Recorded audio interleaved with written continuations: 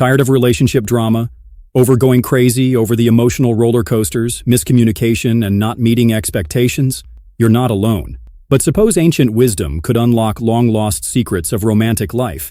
In this episode, we discuss how Stoic philosophy, yes, that Roman philosophy that guided emperors and warriors, can help you develop a stronger, more satisfying relationship with your partner.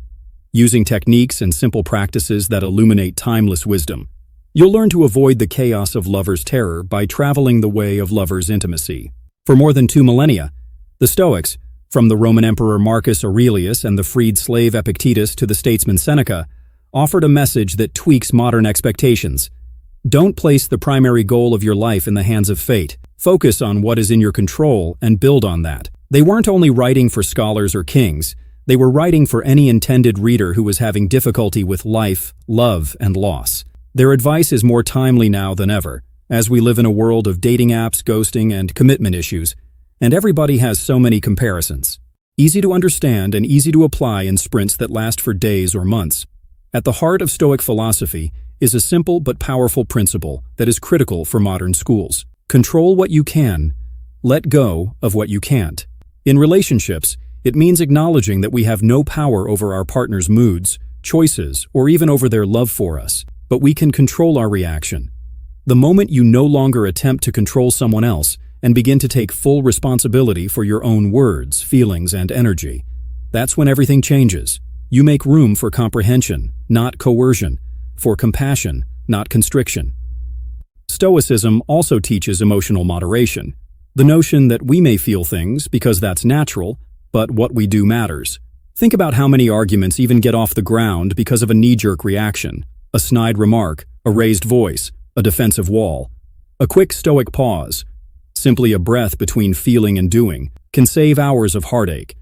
Rather than snapping back, ask, is this useful? Is this kind? Is this necessary? It's in that moment of awareness that love can be found. Another more powerful Stoic idea is Amor Fati, or love your fate. Used in the context of relationships, it refers to embracing your partner, warts and all. This certainly doesn't mean tolerating abuse or accepting unacceptable behavior. It means abandoning the fantasy of who your partner should be and deciding to love who they are. Instead, when we stop trying to fix people and start acknowledging their humanity, we foster trust and authenticity. It's not about perfect love. It's about real love. One of the most beautiful and humbling Stoic reminders is Memento Mori. Remember, you must die. At first blush, it sounds ghoulish. But in practice, it's a call to appreciate what we've got. Imagine that with all your conversations, your hugs, your shared laughter, you thought to yourself, this is it, this might be the last. You'd argue less, forgive faster, you'd hold each other longer. This awareness draws gratitude, and gratitude is the soil in which lasting love grows.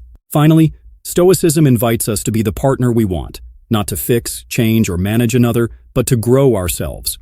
Be kind, be patient, be grounded. The fact you were there, your discipline, your willingness to listen, that's what speaks, not the lecture. When you become a man or woman who embodies Stoic values, you take the emotional temperature of the entire relationship up a degree. You make it a safer, calmer, and a more loving relationship. Modern relationships are messy, filled with highs, lows, and everything in between. But Stoic love is grounded. It doesn't mean emotionless or detached.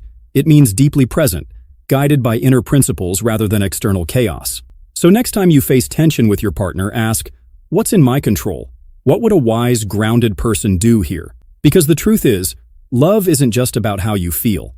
It's about what you do, day after day. If this resonated with you, consider subscribing to Wisedenn, where ancient wisdom meets modern life.